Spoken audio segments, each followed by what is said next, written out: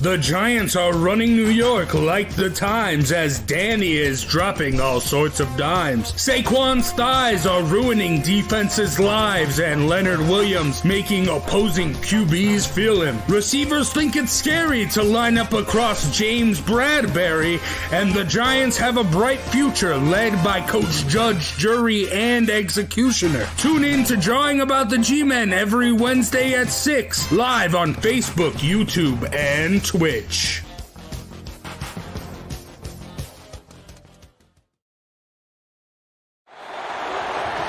Manning lobs it. Burris alone. Touchdown, New York. It's off to Leonard. Defended by Simmons. Is this the dagger?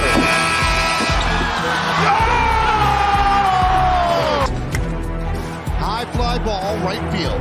Grossman back, track, wall, see ya! Into the second deck! A grand slam the other way for Aaron Judge, and the Yankees are pouring it on! For the latest news throughout the sports world, tune in to Sports Talk with R&J every Wednesday at 1 p.m.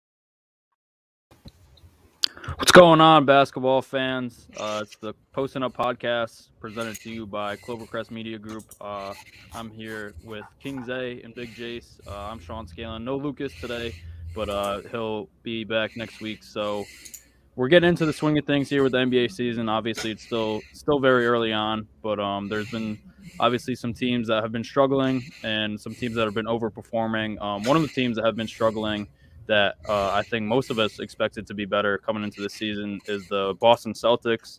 They had a very underperforming year last year, made a lot of changes in the offseason, bringing in the new head coach and Ime Udoka, and then, making Brad Stevens the president of basketball operations, taking over for Danny Ainge. They make a couple of roster moves with bringing in Dennis Schroeder, trading for Al Horford to bring him back to the squad. But yeah, they've been struggling. Yet again, just like last season, they're off to a 2-5 start. They've lost 3 in a row. Last night, they lost a terrible game to the Bulls. They had a 19-point lead in the second half, ended up blowing that. So it's really starting to fall off the rails. Obviously, it's super early. We're only a week or two into the season, but this is definitely not the direction that the Celtics wanted to trend towards. In the first year of the Ime Udoka. Of the first year of him being the head coach. So, Zay, I'll start with you. What's the problem with the Celtics right now, and what's going on? And do you think it can be fixed moving forward? Multiple of the problems. The first problem is they can't close right now, it seems.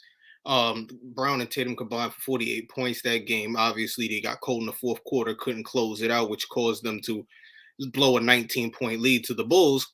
But they have to find someone that's going to be able to close this game out, win it for them.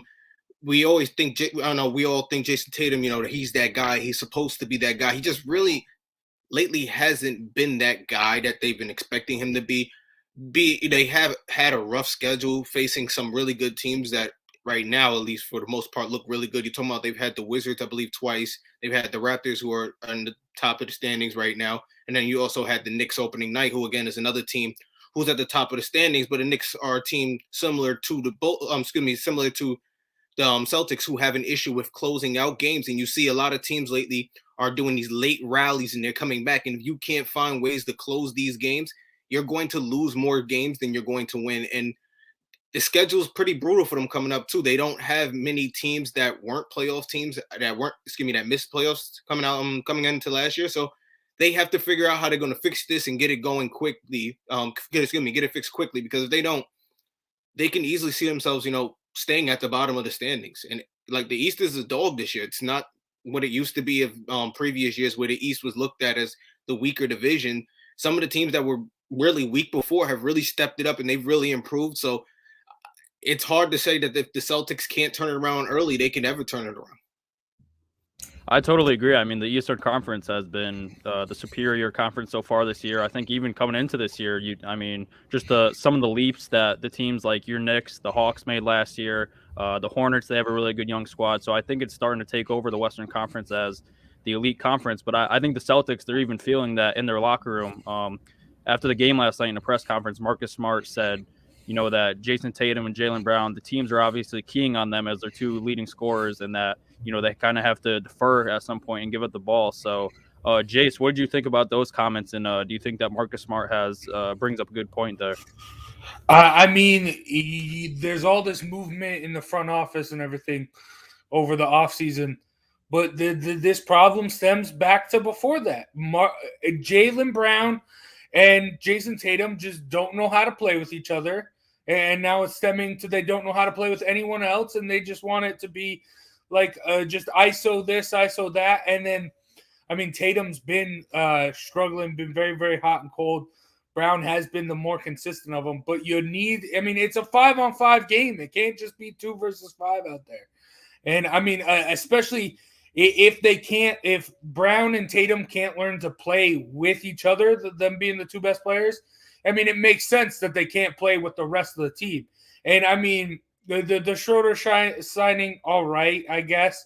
But you saw last year the need for center, bringing in the old guys, the Canthors, the Horfords, to come back, and just because they have a relationship with Stevens, that shows it right there. Stevens isn't going to be a solid GM.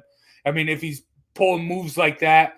So yeah, there's a lot of problems for this team, and I think they definitely have to make some sort of movement, whether it is getting rid of Tatum or getting rid of Brown, because they have to figure something out. Those guys just can't play with each other. And when they look great, the rest of the team looks worse. And I don't know if I've never seen that happen. Someone make themselves look great and the rest of the team look just as bad around them. It's a team game. They haven't been playing with it. There's a reason they were in the play-in last year. Heck, they might get better if one of them gets hurt. That's what we saw last year. Well, when one of them was hurt, the other one stepped up and they were playing great. That's why they got into the play-in. So maybe that is the saving grace. I like to kid around about injuries and that stuff, but I don't like to wish harm on anyone. But that might be the actual get out of jail free card for the Celtics if they want to compete, which a lot of people think they can. Still, maybe not injury, maybe a trade. Maybe I don't know, maybe a John Wall. Maybe you can trade Marcus Smart. Maybe get a John Wall. Maybe he could fix the situation up there. Maybe help solidify a point guard position for them, more of a distributor person. Help get the ball going around. I guess more if they're having a distribution issue. I don't know, but at this point, like you said, I don't want to see injuries. I'd rather see a trade. I've always been a supporter of breaking up Brown and Tatum. I don't think they two work together. I think a lot of people want them to be the Batman and Robin that they'll never be. They're definitely never going to be it. I'm sorry to say it. They've had many playoff opportunities, and it's just never turned out to what we thought it was going to be. We thought they'd be, similar to what the Milwaukee has with Giannis and what's his name? Chris Middleton. Yes, Middleton. So we thought we'd see something similar to that, but that just really hasn't turned out to be anything of a duo or a pair there. So I think maybe breaking them up, like Jay said, is probably the best route for the Celtics to take. Well, with that, which one, if you're the Celtics, who are you keeping and who are you trading away? That's the even bigger question. Yeah.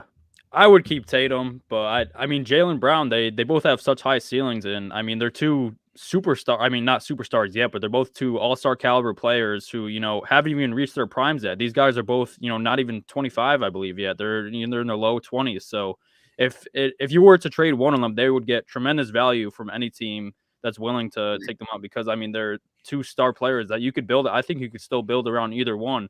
It's just, you guys brought it up, them meshing together and, getting that cohesionness.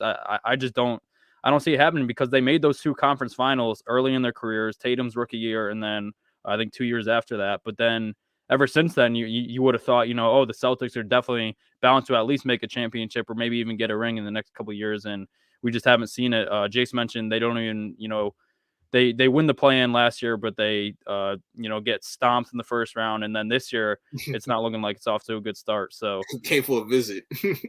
yeah, it came for I think it was a gentleman's sweep, but yeah, so definitely not great. For all the Celtics fans out there, it's definitely not the start you wanted for the start of this new regime. So we'll see if they turn around. They definitely have the talent too, but we'll see what happens going forward.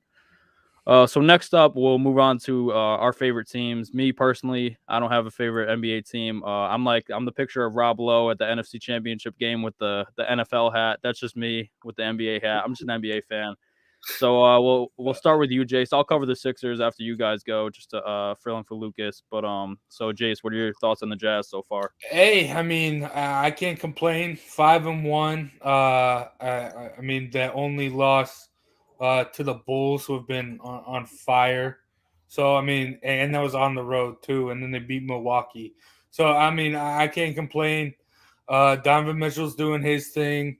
Rudy Gobert's being a beast. I mean, contributing more in the offensive game. I mean, he's no longer averaging 20 rebounds per game, but 17 is still damn good.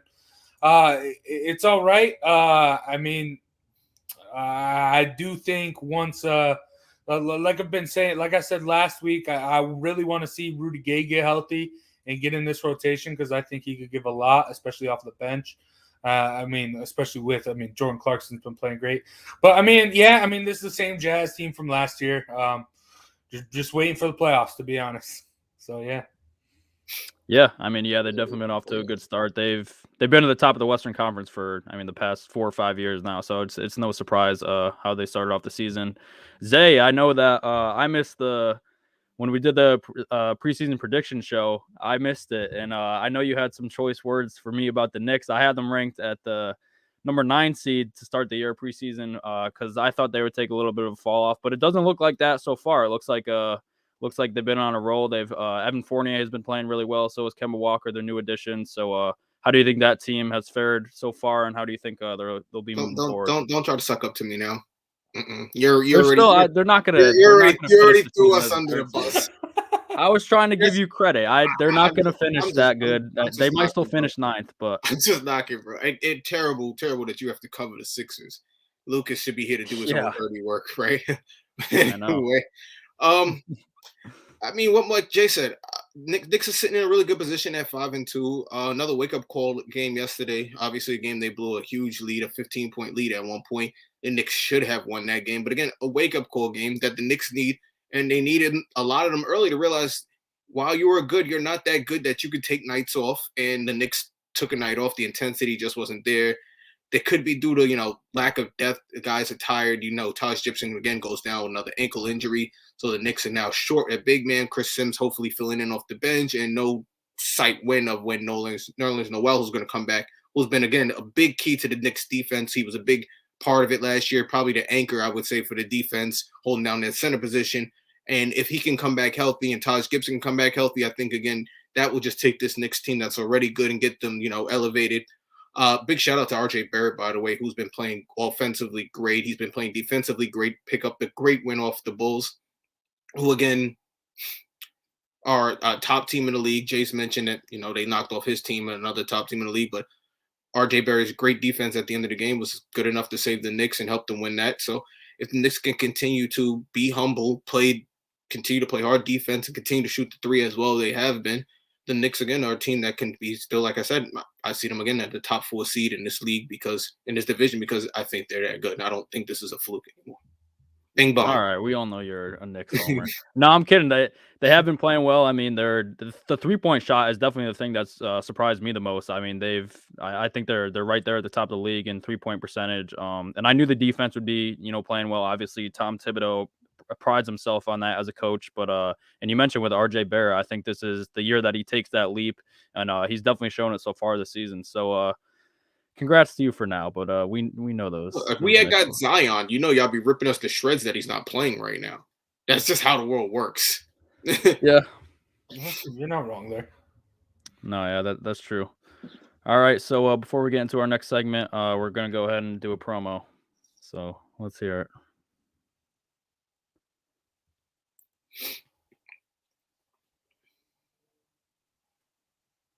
It's coming. I apologize We'll get for there. I that. promise. It's been a pretty wet summer in Connecticut, and that means more mosquitoes than ever. If you didn't have your home service for mosquito control and find you're spending most of your time outside swatting those little pests, you are in luck. Mosquito Shield of Central Connecticut provides the best value in mosquito control services because of how they treat your yard using the Mosquito Shield tailored treatment system. They don't use a fixed schedule or an identical product, one-size-fits-all service program because you can't control mosquitoes on a set number of sprays or visits. Unlike the competition, Mosquito Shield of Central Connecticut will service you for this season, whatever it takes to provide superior results. This promise has awarded them an industry-leading consumer retention rating of 90%. Visit MosquitoShieldCT.com to schedule an appointment with Wade DeCesare and enjoy the rest of your summer mosquito-free. Shout out to Mosquito Shield, helping us out here at Clovercrest Media. If you ever need those mosquitoes off your lawn, I know those bug bites could be annoying. Make sure you hit them up and tell them the boys at Posting Up and Clovercrest Media sent you. So next up, obviously, like I mentioned, still earlier in the season, but who are some players that have impressed you guys up to this point? Zay, I'll start with you. The most impressive to you so far. You can't say RJ Barrett. Oh, that's not fair. No, obviously. That's terrible that you would do that to me. But I wouldn't say most impressed, but I will say I'm actually impressed, and believe this or not, with Carmelo Anthony. Carmelo Anthony has accepted a role that I never thought he'd be able to accept as a role player, and he seems to be fitting into that role well. Obviously, the Lakers aren't off to the great start that they was expecting to, but he's been playing well, and I assumed him to get better. I honestly thought he was over. When they made that signing, I thought it was going to be a waste of money. I thought you were signing a guy who's probably washed. I think we saw the last best of him probably in OKC, but again, he finds a way to continue to resurrect himself, similar to how he did in Portland, and he's done it again. Look like he's doing it again, in LA. Obviously, like you said, he's not most impressive, but he is someone that I'm definitely impressed with right now. And he's shooting the three ball so very, very well for the Lakers. So I hope he continues to keep that up. Yeah, he's definitely helped boosted that offense and that bench unit. I think the year that he had off definitely drove him a little bit. I think he was definitely pissed off because, ever since he came back with the Blazers, he played really well. And so far this season, he's been killing it off the bench for the Lakers. So I like that pick. That was definitely one that I considered. Jace, how about you? Carmelo's a good pick, but I'm going the rookie, dude. I'm going Scotty Barnes for the Toronto Raptors. Scotty boy. 18.1 points. And I think the real big thing is 8 rebounds, which is really big. I mentioned last year, how really, everyone's talking about Kawhi leaving Toronto. The big real problem they had last year was Serge leaving because they couldn't control the boards as well. With the addition of Precious, who's averaging 8.8 rebounds, and Scotty Barnes getting his hands dirty as well, along with the scoring.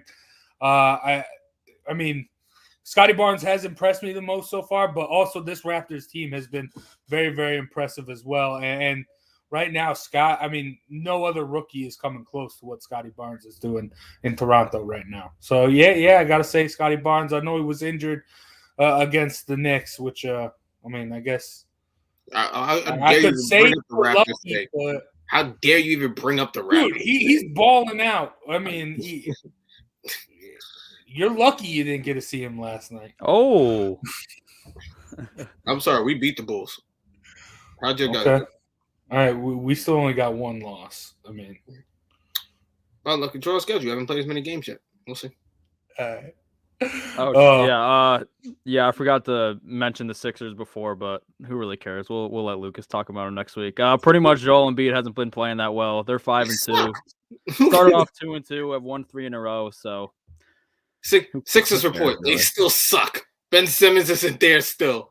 I thought they would struggle more going into the season just with all the drama surrounding Ben Simmons, but they've been playing decent. Seth Curry has stepped up a lot. Tobias Harris has been playing well.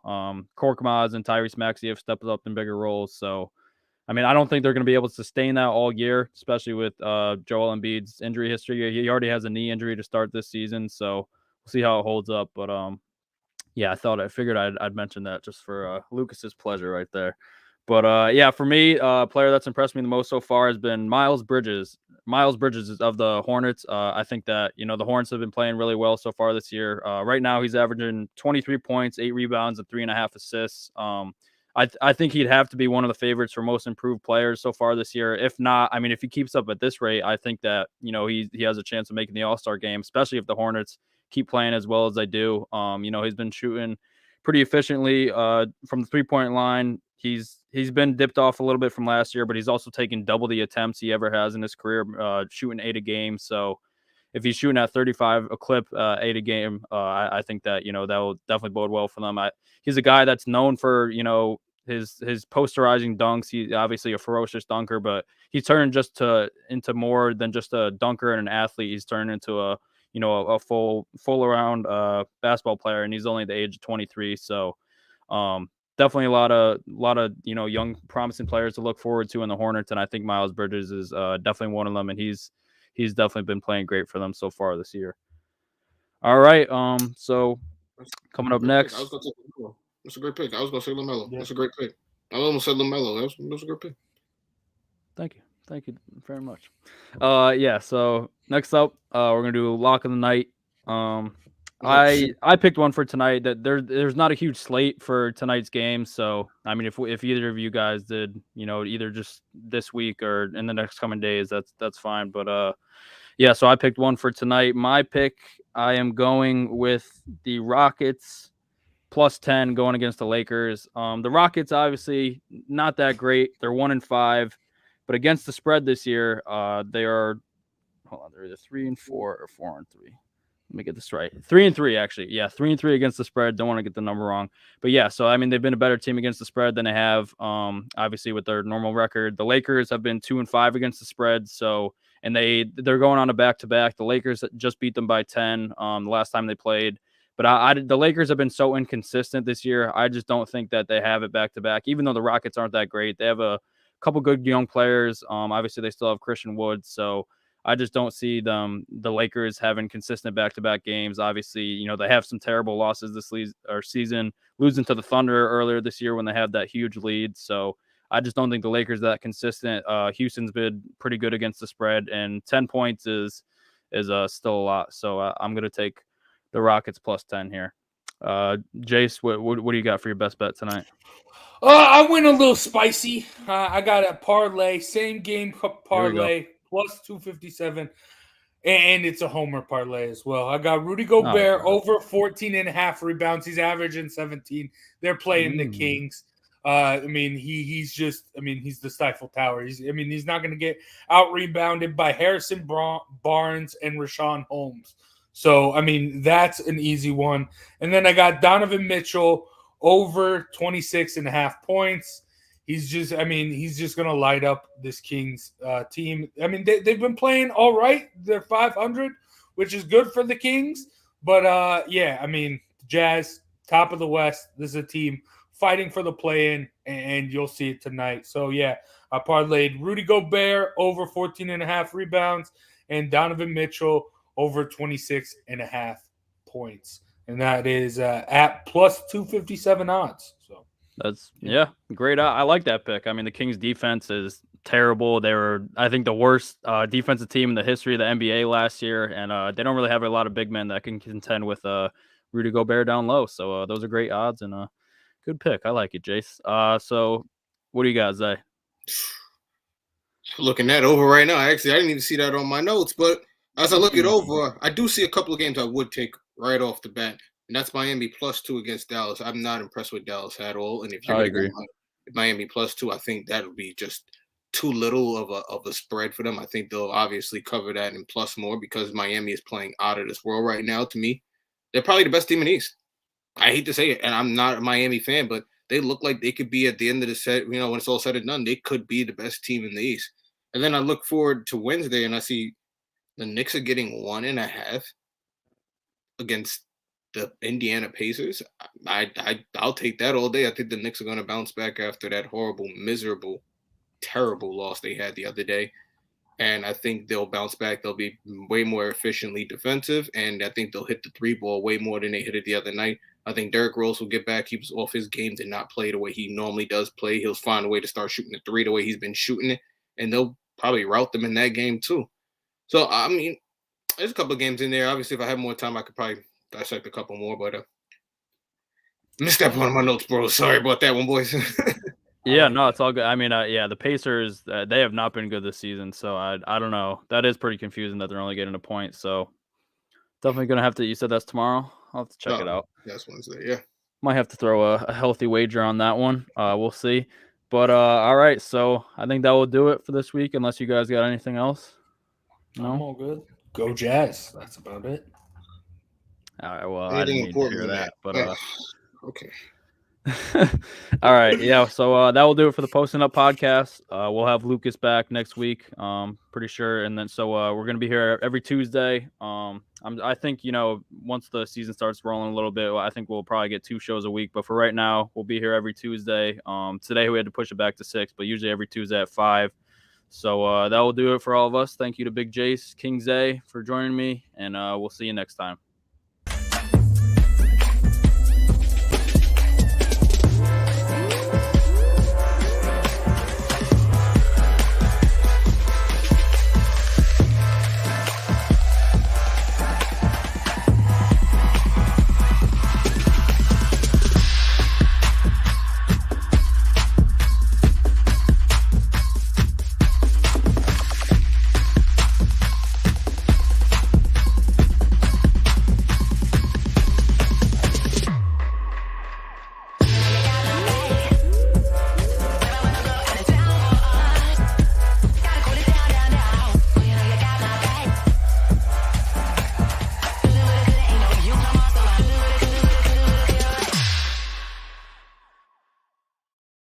Hello, my name is Joe Aguirre. I'm the president of Clovercrest Media Group. And here at CMG, we have a wide variety of podcasts, including sports shows like Keys to the City, The Roll Call, Throwing Jabs, All Four Downs, and Jawing About the G-Men.